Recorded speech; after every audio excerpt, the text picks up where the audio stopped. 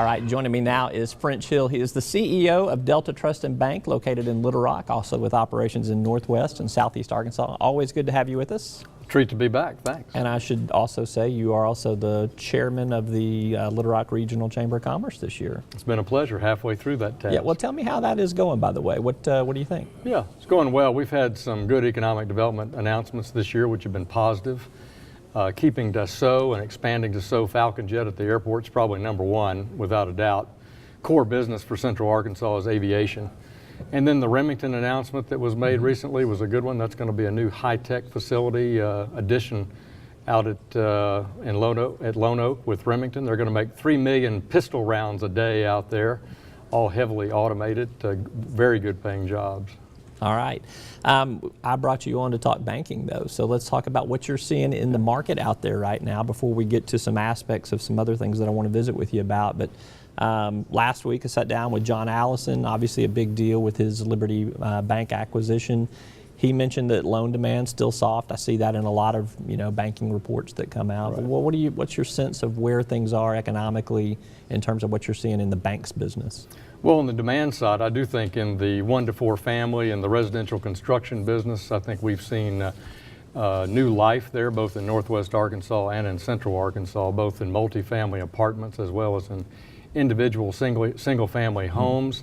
You see that in the national statistics. Really one of the bright spots in the second quarter of the national economy has been housing, and that's the same here in Central Arkansas. Yeah, some of that information came out in the Burgundy book recently. I've got a couple of stats on that too. You mentioned that multifamily and the residential uptick.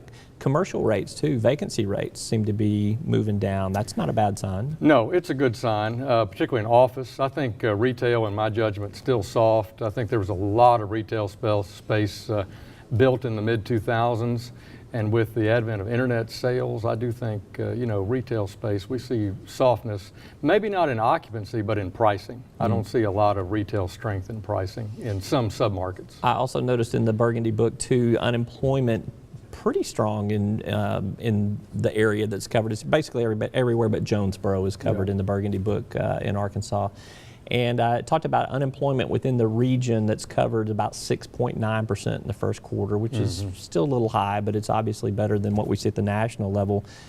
Interesting in that, though, is that Little Rock was about, I'm thinking wages on that, up about 14%, where wages with the rest of the region were only up about 2%. Why is Little Rock doing so much better, Central Arkansas doing so much better than, say, Hot Springs, Fort Smith, and some of those areas? Well, good question. I mean, the Central Arkansas economy, the reason it's so appealing, I think, to particularly financial players is its stability.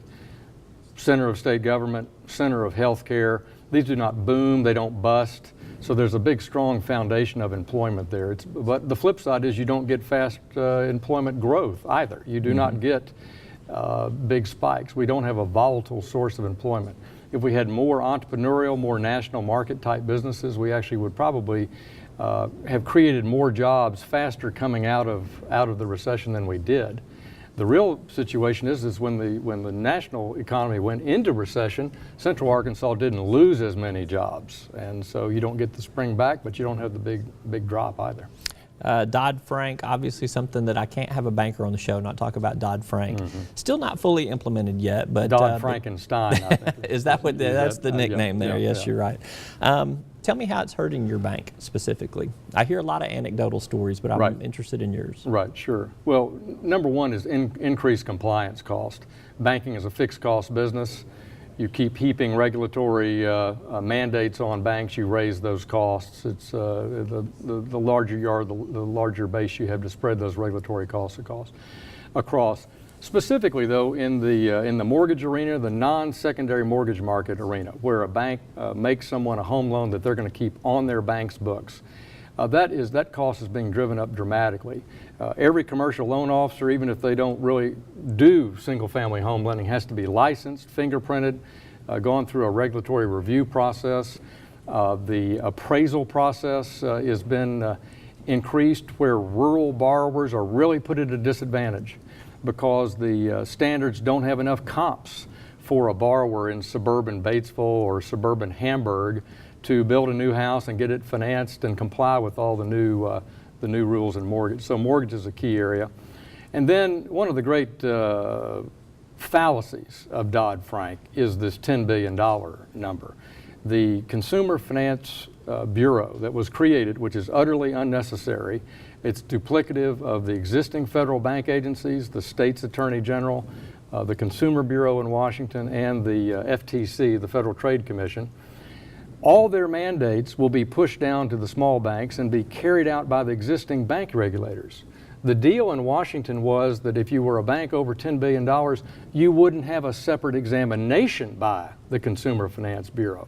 But they never said you were exempt from the rules of the Consumer Finance Bureau. So to me, it was an absolute disaster. That could be corrected. I mean, if there's enough, I mean, when you start seeing small community banks, small town community banks having problems, having more problems, ultimately closing and leaving no options in those communities, does that not? Well, but we're talking about years away, and the institutional imperative in Washington is to shove more paper out. The American Bankers Association suggests that 1,000 banks will close due to Dodd-Frank, primarily in small towns where they're the dominant economic player, and some 2.9 million people be put out of work because of the act.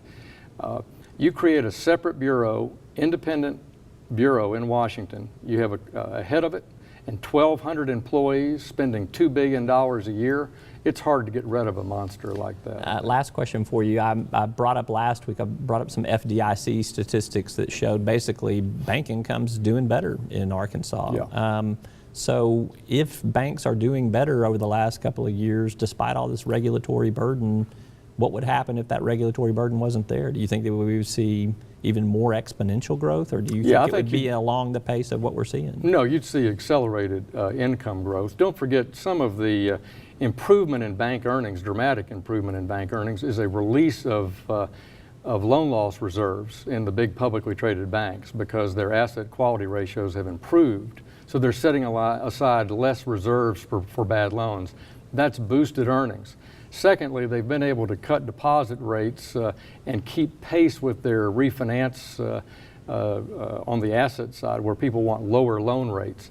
That train is coming to the station, and everyone's going to get off of it on both points. And so I think net earnings growth in the years ahead for someone with not in a growing market is going to be challenging, very challenging. All right, he's French Hill. He's CEO of Delta Trust and Bank as always. Good to be with you. Great to be with you, Roby. Thanks.